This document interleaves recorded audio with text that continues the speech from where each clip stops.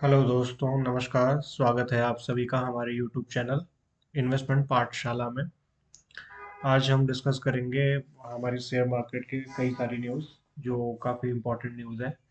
उससे पहले मैं आपसे गुजारिश करूंगा कि आप हमारे चैनल को सब्सक्राइब कर दें और लाइक बटन दबाएं ताकि आपको यूट्यूब पे टाइम से सारे नोटिफिकेशंस और वीडियोस मिलते रहें। तो चलिए शुरू करते हैं आज का अपना स्टॉक मार्केट का एनालिसिस। दोस्तों, सबसे पहले हम आज बात करेंगे अपने निफ्टी की, जो हमारा मार्केट का समिति सूचकांक होता है। इसमें सबसे पहले मैं बात करूंगा निफ्टी में, जिसमें आज 181 पॉइंट की शानदार बढ़त देखने को मिली। आज मार्केट कई सारी न्यूज़ थी जिसकी वजह से कॉर्पोरेट एक्शन है, जिसकी वजह से मार्केट काफ़ी मूव किया है फ्रॉम बॉटम टू टॉप। अगर मैं कल की क्लोजिंग से देखूं तो 24,376 के आसपास की क्लोजिंग हुई थी और वहां से 181 पॉइंट चढ़ के मार्केट आज बंद हुआ है। तो एक शानदार रिकवरी देखने को मिली है मार्केट के बॉटम से। सो आई होप कि आप लोगों ने काफ़ी अच्छा प्रॉफिट बनाया होगा। आने वाले टाइम में मार्केट किस तरफ मूव करता है ये देखने वाली बात होगी, क्योंकि अभी कई सारे इवेंट चलने वाले हैं मार्केट में। एक हमारी आरबीआई की पॉलिसी है, कुछ दिनों में जीएसटी काउंसिल की बैठक होने वाली है, जिसमें कई सारे आइटम्स में जीएसटी के ऊपर रेट्स और इन सब के ऊपर डिस्कशन होने वाला है मिनिस्ट्री में। तो एक ये उम्मीद की जा सकती है तो कि मार्केट में काफ़ी वॉलेटिलिटी बनी रहेगी।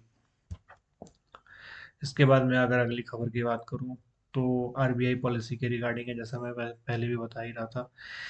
इसमें आरबीआई की पॉलिसी जो हर महीने पे रिव्यू होती है, उसके अंदर कुछ रेट कट की उम्मीद नहीं करी जानी चाहिए इस बार, ऐसा कई सारी न्यूज़ बता रही हैं।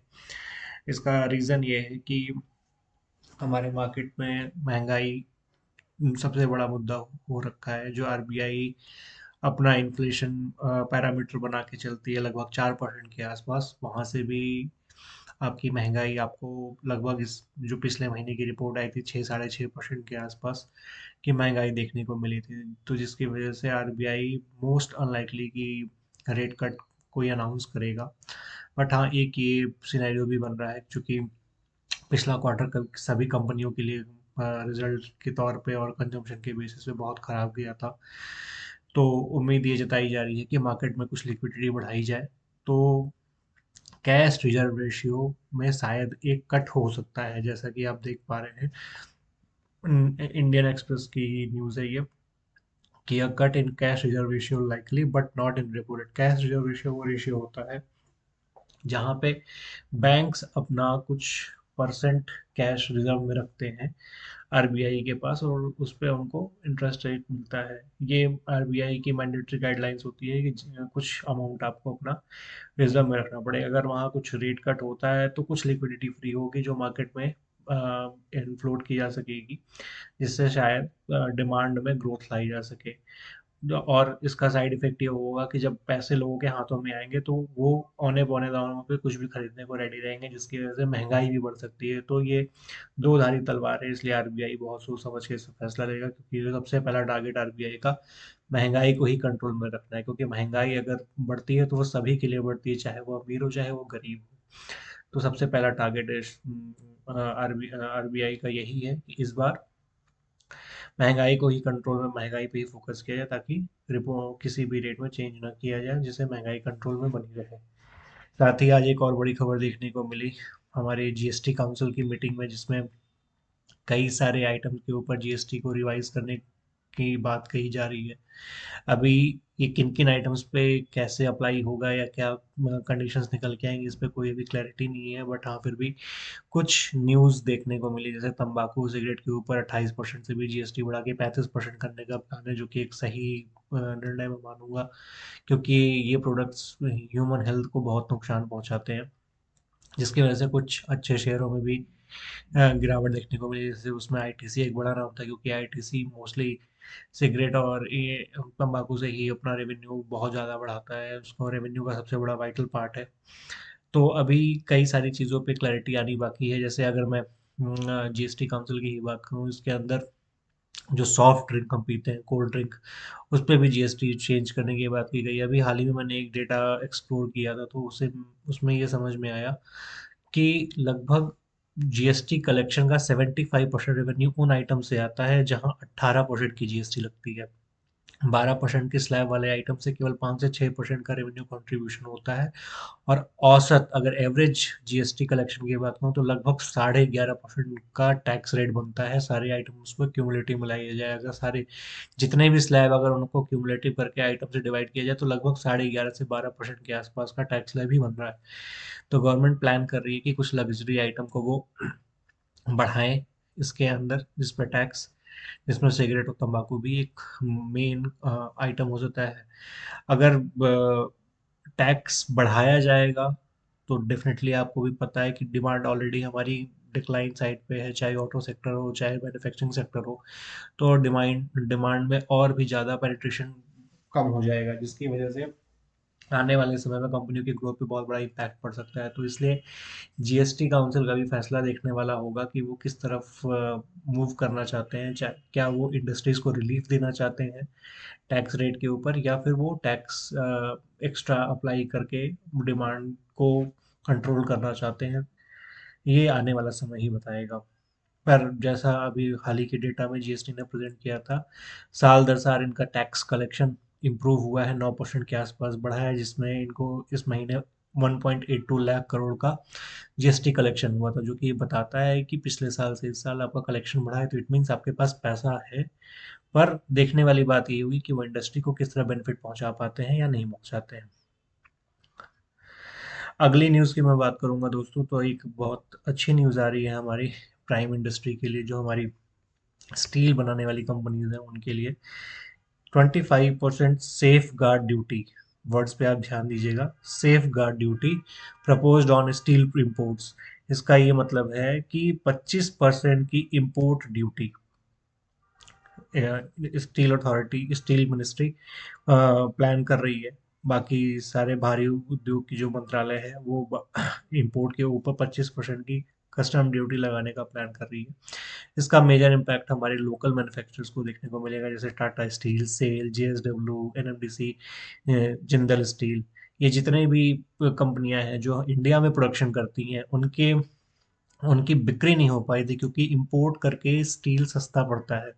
क्योंकि इंडिया ने कई कंट्रीज के साथ एफटीए साइन किया हुआ है, फ्री ट्रेड एग्रीमेंट, जिसकी वजह से इंडिया में इंपोर्ट कर पाना स्टील को सस्ता पड़ रहा था। तो इन कंपनियों की ये मांग थी कि इन पे कुछ इंपोर्ट ड्यूटी लगाई जाए, ताकि हम अपना मटेरियल उनसे उनके लगभग प्राइसेस में भिजवाए। जैसा कि आप देख भी पाए, देख आप लोगों ने ध्यान भी दिया होगा, पिछले 2 क्वार्टर से स्टील की डिमांड में काफी बड़ा डिक्लाइन देखने को मिला था हमें, जिसकी वजह से हमारी इस इकोनॉमी पे भी इम्पैक्ट आया। हमारी जीडीपी भी गिर के 5.4% के आसपास ही आई है। तो एक कदम ये भी उठाया जा सकता है गवर्नमेंट की तरफ से कि 25% के आसपास की इम्पोर्ट ड्यूटी इन पर लगाई जा सकती है, जिसकी वजह से काफ़ी इम्पोर्ट में कमी देखने को मिलेगी, तो फिर डोमेस्टिक डिमांड को ग्रोथ मिल पाएगी। तो ये सारे शेयर जो टाटा स्टील, सेल, ये सारे शेयर फोकस में रह सकते हैं आने वाले समय में। इसके बाद मैं बात करूं तो आज एक बड़ा कॉर्पोरेट एक्शन देखने को मिला विप्रो के शेयर में। जैसा कि आप सभी के जो भी इस शेयर के होल्डर होंगे, उनका पोर्टफोलियो लगभग 50% के आसपास गिरा होगा। ये इस गिरावट का आज के मार्केट से कोई लेना देना नहीं था दोस्तों। इसका रीज़न बस इतना ही है कि विप्रो ने लगभग 1:1 का बोनस अनाउंस किया था, जिसकी आज एक्सटेट थी, जिसकी वजह से विप्रो का शेयर 1:1 के रेशियो में डिवाइड हो गया है। शेयर आपको 3 से 4 दिनों के अंदर क्रेडिट हो जाएगा, जो कि अभी सेबी की नई गाइडलाइन आई थी कि विद इन T+2 डेज, यानी ट्रेड प्लस 2 डेज, जिस दिन एक्स डेट हुआ है वहां से 2 दिन के अंदर शेयर होल्डर्स के अकाउंट में किसी भी तरह की corporate action related activity complete हो जानी चाहिए। चाहे वो स्प्लिट हो चाहे वो बोनस हो, दोनों ही केसेस में आपको शेयर आपके अकाउंट में 3 से 4 दिनों में मिल जाएंगे। तो मोस्ट प्रोबेबली इस फ्राइडे तक आपके अकाउंट में क्रेडिट हो जाएंगे, इसलिए रेट्स हाफ हो गए हैं, क्योंकि 1:1 का बोनस दिया है वो विप्रो ने। लॉन्ग टर्म में काफी सारे लोगों के पैसे बनाए हैं, जैसा कि आप इसमें भी देख सकते हैं। 10,000 रुपए को विप्रो ने 5 लाख रुपए बना के दिया हुआ है। तो इन्हीं कॉर्पोरेट एक्शंस की वजह से विप्रो ने इतनी बड़ी अमाउंट क्रिएट की है, क्योंकि हर बार जब स्टॉक में बोनस आता है या स्प्लिट स्प्लिट तो खैर नहीं हो सकता क्योंकि फेस वैल्यू 1 की हो गई है। तो स्टॉक में जब भी बोनस आता है तो शेयर आधे प्राइस पे हो जाता है और क्वांटिटी बढ़ जाती है। जब शेयर आधे प्राइस पे हो जाता है, जैसे सपोज करिए 500 रुपए का शेयर अगर 250 रुपए में हो गया है, तो जो व्यक्ति 500 रुपए में नहीं खरीद सकता था वो 250 रुपए में खरीद सकता है। तो इसलिए इनफ्लो बढ़ जाता है, मनी का इनफ्लो बढ़ जाता है उसमें, तो कंपनी के शेयर भी उसी रफ्तार से फिर आगे बढ़ते हैं। 250 वाला फिर 500 होगा, फिर स्प्लिट हो जाएगा या बोनस आ जाएगा, फिर वो 250 पे आ जाएगा, तो क्वांटिटी आपकी बढ़ती जाएगी और शेयर 250 से 500, 250 से 500 ही चलता रहेगा, जिसकी वजह से आपके पास जब बल्क की क्वांटिटी हो जाएगी तो आपका पोर्टफोलियो भी उस हिसाब से ग्रो कर पाएगा। इसके बाद अगले शेयर की बात करते हैं दोस्तों, तो जिसमें जियो फाइनेंशियल सर्विसेज है। जियो फाइनेंशियल सर्विसेज का एक शानदार रिटर्न आप देख सकते हैं, 5 दिनों में लगभग कंपनी 5% के आसपास बढ़ गई है। इसका मेन रीज़न मार्केट की डिमांड रही है जो इसके शेयर्स में देखने को मिली, क्योंकि इसका पिछले गिरावट में शेयर्स काफ़ी हद तक गिर गए थे, 300 रुपए के आसपास तक इसके डिक्लाइन प्राइसेस आ गए थे, तो वहाँ से इस कंपनी ने शानदार रिकवरी दिखाई है। और मजबूत फंडामेंटल्स के साथ मजबूत कॉर्पोरेट ग्रुप, आपको भी पता है अडानी जी, अंबानी जी की चाइल्ड कंपनी एक तरीके से कह सकते हैं, रिलायंस का छोटा बीबी है ये। तो वहाँ से ये कंपनी निकली हुई है और अच्छा खासा इन्होंने अभी हाल ही में ब्लैक रॉक के साथ एक म्यूचुअल फंड इंडस्ट्री में कदम रखने के लिए इन्होंने कई सारे जॉइंट वेंचर भी किए हैं। तो इनकी बैकिंग अच्छी है, आने वाले समय में देखते हैं कंपनी कैसा परफॉर्म करती है। अगला शेयर है सर हमारा टाटा पावर। टाटा पावर के अंदर आप देख सकते हैं आज एक अच्छी खासी बढ़त देखने को मिली थी, लगभग 3% के आसपास शेयर अप था। और इसके पीछे का एक ही कारण था कि टाटा पावर ने अभी हाल ही में एमपी में नीमच में अपना एक सोलर पावर प्रोजेक्ट 431 मेगावाट का डीसी सोलर प्रोजेक्ट कमीशन किया है, जिससे इनकी कैपेसिटी में काफ़ी इंक्रीज होगा। और 15,900 करोड़ की ऑर्डर बुक इस समय है कंपनी की। तो काफ़ी अच्छी फंडामेंटल ग्रोथ वाली कंपनी है, जैसा कि मैनेजमेंट का कहना भी है कि 2026 तक इस कंपनी को वो डेब्ट फ्री करने का प्लान कर रहे हैं और टाटा आने वाले समय में अपने ग्रुप्स में डीमर्जर भी कर सकता है। तो एक अच्छी फंडामेंटल वाली कंपनी है जिसमें काफ़ी अच्छी ग्रोथ देखने को मिल सकती है आने वाले समय में। और एक अगली न्यूज़ पे अगर हम आगे बढ़ते हैं तो सबसे बड़ी न्यूज़ एक आ रही है जो अडानी ग्रुप के अंदर आ रही है। अडानी ग्रुप के शेयरों में आज आपने देखा होगा अडानी पोर्ट 5 से 6% के आसपास अब था, अडानी एंटरप्राइजेस का भी प्राइस बढ़ रहा था। इसका एक मेजर रीज़न ये था कि अडानी ग्रुप पे एक नई रिपोर्ट आई है बर्नस्टाइन की, एक जो कि अमेरिका का एक रिनाउंड ग्रुप है। ये खबर छपी है डेक्कन हेराल्ड के अंदर। इसमें ये बताया गया है कि Adani group is on better financial footing now then during Hindenburg attack. इस न्यूज़ का मतलब ये है कि जो हिंडनबर्ग की रिपोर्ट पहले निकल के आई थी उस समय जो अडानी का फाइनेंशियल कंडीशन था और आज जो अडानी ग्रुप की फाइनेंशियल कंडीशन है, दोनों में काफ़ी डिफरेंस है और आज फाइनेंशियल कंडीशन काफ़ी बेटर पोजीशन पे है। तो इसका मेन रीज़न ये है कि उस समय जो काफ़ी शेयर्स थे प्लेस थे या कंपनी डेब्ट में फंसी हुई थी, अब अडानी ग्रुप ने अपना डेब्ट भी कम किया और काफ़ी शेयर्स अनप्लेस भी करवाए हैं। तो जिसकी वजह से उनकी फाइनेंशियल बैलेंस शीट काफ़ी इंप्रूव हो गई और अच्छे वैल्यूएशन पर अडानी ग्रुप के शेयर इस समय स्टैंड कर रहे हैं। इसलिए अडानी के शेयरों में आप देख रहे होंगे कि जितनी तेज़ी से अडानी के शेयर गिरे थे उतनी ही तेज़ी से वो वापस उठ के आए हैं। अगले स्टॉक की बात करेंगे वरुण बेवरेजेस। वरुण बेवरेजेस में आज एक अच्छी शानदार रिकवरी देखने को मिली, 600 रुपये से लेके प्राइस 630 के आसपास गया था। जैसा कि कल के वीडियो में मैंने आपको बताया भी था कि जब भी ये प्राइस 632 रुपये के ऊपर निकलेगा, क्योंकि 632 रुपये एक इसका मजबूत रेजिस्टेंस है, 3 बार स्टॉक वहां जाके वहां से वापस डिक्लाइन होके आया है। तो एक मजबूत रेजिस्टेंस के आसपास ये होवर कर रहा है। जिस समय भी ये 632 रुपये के ऊपर निकलेगा, 635 के ऊपर टिकेगा, वहां से एक स्टॉक में शानदार अच्छी खासी रैली आ सकती है 680 रुपये तक।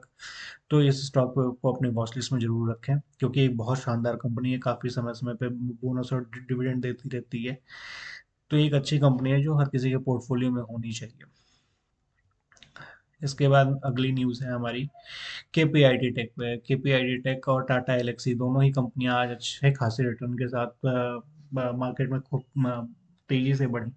लगभग टाटा एलेक्सी ने 7% के आसपास की रिकवरी दिखाई है, वहीं केपीआईटी टेक ने लगभग 6% के आसपास की रिकवरी दिखाई। इसका मेन रीज़न था कि जो ब्रोकरेजेस की राय है इन शेयर्स के ऊपर, कि अभी हाल की ही गिरावट में इन्होंने भी काफ़ी पार्टिसिपेट किया था, तो कंपनी के शेयर लगभग 30% के आसपास गिर गए थे। वहां से इन्होंने काफ़ी अच्छी रिकवरी दिखाई है, और जो हमारी रिनाउंड ब्रोकरेज फर्म से हैं उन्होंने भी इसका टारगेट अपना इम्प्रूव किया है, अपग्रेड किया है। जैसे जेपी मॉर्गन की मैं बात करूँ तो उन्होंने 1900 रुपये का टारगेट दिया है, जो कि आज की करंट प्राइस से लगभग 42% के आसपास का अपसाइड है। वहीं प्रभुदास लीलाधर ने 25 रुपये की का टारगेट दिया है केपीआईडी टेक के लिए। इसलिए इस शेयर में आज काफ़ी अच्छी बढ़त देखने को मिली। तो ये एक अच्छी फंडामेंटल वाली कंपनी है, केपीआईटी हो, टाटा एल्क्सी हो, ये दोनों कंपनियां आने वाले समय में आपको एक मल्टीबैगर रिटर्न दे सकती हैं। तो आप इन्हें अपनी वॉच लिस्ट में रख सकते हैं। इस न्यूज़ में बताया गया किसी भी स्टॉक में मेरी पर्सनल कोई निवेश की सलाह नहीं है। निवेश करने से पहले आप अपने फाइनेंशियल एडवाइजर से ज़रूर बात करें, उसके बाद ही किसी प्रकार के निर्णय पर पहुंचे। तो आज को अभी तक देखने के लिए आप सभी का धन्यवाद। Thank you so much for watching my video. आज के लिए बस इतना ही। Thank you so much.